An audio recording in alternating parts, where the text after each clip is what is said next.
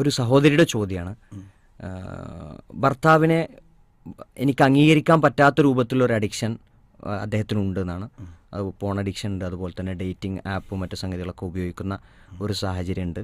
കുറേ മാറുമെന്ന് പലവട്ടം എനിക്ക് വാക്ക് തന്നിട്ടുണ്ടെങ്കിലും ആൾ മാറുന്നൊരു സാഹചര്യമില്ല. മാറി എന്ന് ഞാൻ പലതവണ വിശ്വസിച്ചു, പക്ഷേ വീണ്ടും അത് മാറുന്ന സാഹചര്യമില്ല. കൗൺസിലിങ്ങും മറ്റൊക്കെ കൊടുത്തിട്ടുണ്ട്. ഞാൻ മാറുമെന്ന് പറയാമെന്നല്ലാതെ കുട്ടിക്കാലം മുതൽ തന്നെ ശീലിച്ചു പോകുന്ന ശീലങ്ങളായിരിക്കണം ഇത്. അതുകൊണ്ട് മാറുന്നൊരു സാഹചര്യം ഇല്ല. ഭർത്താവ് നാട്ടിലില്ലാത്തൊരു സാഹചര്യവും ഇപ്പോൾ ഉണ്ട്. സംശയം ധാരാളം കേസുകൾ ഇപ്പോൾ വന്നുകൊണ്ടിരിക്കുന്നതാണ്. ഭർത്താവിൻ്റെ അവിഹിതം, ഭാര്യയുടെ അവിഹിതം, ഇത് നമ്മൾ ധാരാളമായി കേട്ടുകൊണ്ടിരിക്കുന്ന ഒരു കാര്യമാണ്. ഇവിടെ വളരെ ഗൗരവമായി ചിന്തിക്കേണ്ടത്, ഭാര്യ ഭർത്താക്കന്മാരായി ജീവിക്കുമ്പോൾ ഒരാണിനൊരു പെണ്ണും ഒരു പെണ്ണിനൊരാണും ഉണ്ട്. പിന്നെ അവർക്ക് അവിഹിതത്തിൻ്റെ ആവശ്യമില്ല. അതുകൊണ്ട് തന്നെയാണ് വിവാഹിതനായ വ്യക്തിയും വിവാഹിതനല്ലാത്ത വ്യക്തിക്കുമുള്ള വ്യഭിചാരത്തിൻ്റെ ഇസ്ലാമിക ശിക്ഷയിൽ വ്യത്യാസം ഉണ്ടാവാനുള്ളൊരു കാരണം അതാണ്.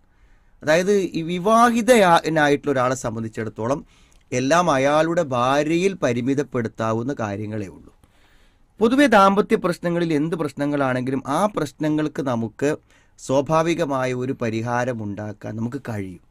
പറഞ്ഞ് മനസ്സിലാക്കി കൊടുത്താൽ മനസ്സിലാവുന്നതേ ഉള്ളൂ. പക്ഷേ ഭർത്താവിൻ്റെ അവിഹിതം ഭാര്യ കണ്ടാൽ എല്ലാ ഭർത്താക്കന്മാരും മനസ്സിലാക്കേണ്ടത്, ആ കാണുന്ന നിമിഷത്തോടു കൂടെ അവളുടെ മനസ്സിൽ വരുന്നത്, ഞാൻ അയാളുടെ മനസ്സിന്ന് പോയി, അയാൾ വേറൊരു സ്ത്രീയെ സ്വീകരിച്ചു, ഞാൻ ഒഴിവാക്കപ്പെട്ടു, അല്ലെങ്കിൽ ഞാൻ ഒരു മതിയാകാത്തവളായി അദ്ദേഹത്തിന്. കാരണം ഒരു സ്ത്രീ എന്ന നിലക്ക് ഞാൻ നിർവഹിക്കേണ്ട, എന്നിൽ നിന്ന് സ്വീകരിക്കേണ്ട കാര്യങ്ങൾക്ക് അയാൾ മറ്റൊരിലേക്ക് പോകുമ്പോൾ അത് ഞാനൊരു പോരാത്തവളാകുകയാണല്ലോ.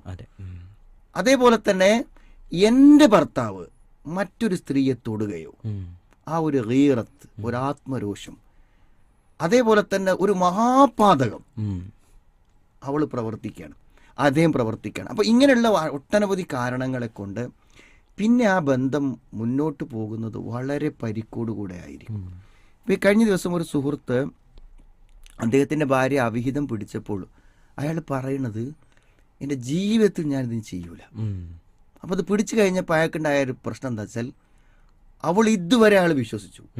ഒരു 4 ദിവസം അയാൾ ഇനി എവിടെയെങ്കിലും പോയി കടന്നുറങ്ങിയാലും ഒരു പ്രശ്നമില്ല. ഇപ്പൊ പുറത്തിറങ്ങിയ ഫോണാണ്, ഫോൺ അടിച്ചും കൊണ്ടേയിരിക്കും. അയാളൊരു ഇലക്ട്രീഷ്യനാണ്. അപ്പൊ അയാൾക്ക് എന്ത് ചെയ്യാൻ പറ്റില്ല, ഒരു സ്വിച്ച് ബോർഡ് അയക്കാൻ പോലും പറ്റില്ല. അത് വെക്കുമ്പോഴേക്കിന് എന്ത് ചെയ്യും, എവിടെ ചോദിക്കും. അത് വീഡിയോ കോള്, മെസ്സേജ്, വിളി. പിന്നെ അതിന്റെ പരിസരത്തുള്ള ഏതെങ്കിലും ഒരാൾ നമ്പർ കൊടുത്തിട്ട്, ഇയാൾ അവിടെ ഉണ്ടോ, അയാൾ ഇവിടെ പോയോ, അങ്ങാടിയിലുണ്ടോ എന്ന് പറഞ്ഞാൽ, കാരണം ആ വിശ്വാസം പോയി കഴിഞ്ഞു. ആ വിശ്വാസം പോയാൽ പിന്നെ എല്ലാം എന്ത് ചെയ്തു, തീർന്നു. അപ്പം അതുകൊണ്ട് തന്നെ ഇത്തരം അവിഹിതങ്ങൾ സംഭവിക്കുന്നതിനെ കുറിച്ച് സ്ത്രീകളും പുരുഷന്മാരും വളരെയധികം എന്ത് ചെയ്യണം, ജാഗ്രത കാണിക്കണം. ഏത് നിമിഷവും എന്ത് ചെയ്യാം, ഈ തെറ്റിലേക്ക് ആരും പോകാമെന്നതാണ് അവിഹിതത്തിൻ്റെ പ്രത്യേകത. ഏതെങ്കിലും ഒരു വ്യക്തി ഒരാണ് പെണ്ണിലേക്ക്, ഒരു പെണ്ണാണിലേക്ക്, ഏത് സന്ദർഭത്തിൽ ഏത് തരത്തിലുള്ള ബന്ധങ്ങളുണ്ടായാലും ആ ബന്ധം ഒരവിഹിതത്തിലേക്ക് വളർന്നു വരാനുള്ള സാധ്യത കൂടുതലുണ്ട്. ഇപ്പോൾ ഞാൻ പറഞ്ഞത്, ഇനിയിപ്പോൾ ഇങ്ങനെ ഒരു അവിഹിതം കണ്ടു, നമുക്കിപ്പോൾ അതോട് ജീവിതം അവസാനിപ്പിക്കാൻ പറ്റില്ലല്ലോ. അപ്പം അങ്ങനത്തെ സാഹചര്യങ്ങളിൽ അവിടെ നമ്മൾ വിലയിരുത്തേണ്ടത് എത്രമാത്രം കുറ്റബോധം ഇത് കണ്ടുപിടിക്കപ്പെട്ടപ്പോഴുണ്ട് എന്നുള്ളതാണ്. ഒരു തെറ്റിലേക്ക് ഒരാൾ അറിയാതെ അങ്ങനെ എത്തിപ്പെടുന്നുണ്ടായിരിക്കാം, പക്ഷെ അത് പിടിക്കപ്പെടുമ്പോൾ അയാൾക്കൊരു യാഥാർത്ഥ്യബോധം ഉണ്ടാവും. അപ്പോൾ എന്ത് ചെയ്യാണ്, പലരും പറയും, ഞാൻ ഇനി ഒരിക്കലും ചെയ്യില്ല, ഇതെൻ്റെ സംഭവിച്ചു പോയി, ഞാൻ ഇനി എന്ത് വേണമെങ്കിലും ചെയ്യാം, ഞാൻ എവിടെ വേണമെങ്കിലും എഴുതി തരാം, ഞാൻ മൊബൈൽ ഫോൺ വേണമെങ്കിൽ ഒഴിവാക്കാം എന്നൊക്കെ പറയും. ആ കുറ്റബോധം ആത്മാർത്ഥമാണെങ്കിൽ അത് അംഗീകരിച്ചു കൊടുക്കുകയാണ് നല്ലത്. നേരെ മറിച്ച് അതിനെ ന്യായീകരിച്ച് പിടിച്ചു നിൽക്കുന്ന ആൾക്കാരുണ്ട്. ഇന്നിപ്പോഴത്തെ കാലത്ത് ആരും അങ്ങനെ ഇല്ലാത്തത്, അതിപ്പോഴത്തെ വലിയ വിഷയമുണ്ടോ, നീ അങ്ങനെ ചെയ്തിട്ടില്ലേ, അങ്ങനെയൊക്കെ പറയുമ്പോൾ എന്താണെന്ന് വിചാരിച്ചാൽ, ഇതൊന്നും ഒരു മനസാക്ഷി കുത്തുമില്ലാതെ പ്രവർത്തിക്കുന്നു. അവർക്ക് ആ കുറ്റബോധം ഉണ്ടാകുന്നത് വരെ അതിൻ്റെ ഗൗരവം അവരെ എന്ത് ചെയ്യണം, ബോധ്യപ്പെടുത്തി കൊടുക്കണം. അപ്പോഴേ അവരിൽ മാറ്റം പ്രതീക്ഷിക്കാൻ പറ്റുള്ളൂ. അല്ലാത്ത ആളുകളിൽ ഈ മാറ്റം എന്ത് ചെയ്യുന്നുണ്ടാകും. കാരണം എന്താ, പിടിക്കപ്പെട്ടാൽ പിന്നെ അവർക്ക് ഒരു ചാൻസ് ഇല്ല. അതായത് പിടിക്കപ്പെട്ടാൽ പിന്നെ ചാൻസ് ഇല്ല. കാരണം പിന്നെ അവർ ചെയ്യാത്തതും കൂടെ അവരുടെ പേരിൽ ആരോപിക്കും. അത്രമാത്രം നിരീക്ഷണം ഉണ്ടായിരിക്കും. അതുകൊണ്ട് ഈ പല സഹോദരന്മാരോട് പറയുന്നത് പിടിച്ചിട്ടുണ്ടോ നിങ്ങൾ രക്ഷപ്പെട്ടു, അല്ലെങ്കിൽ പിടിച്ചിട്ടില്ലെങ്കിലോ നിങ്ങൾ മരിക്കോളം ചിലപ്പോൾ ഇയാൾ വേറെ അവിഹിതമായിട്ട് അയാൾ ചാറ്റ് ചെയ്യുന്നുണ്ടാവും, നിങ്ങൾ സുഖമായിട്ട് ഇയാൾക്ക് ഒരു കുഴപ്പമില്ലാതെ ജീവിക്കുന്നുണ്ടാവും. അപ്പോൾ പിടിക്കപ്പെട്ടത് കൊണ്ട് അയാളുടെ അവസ്ഥ അവസാനിച്ചു.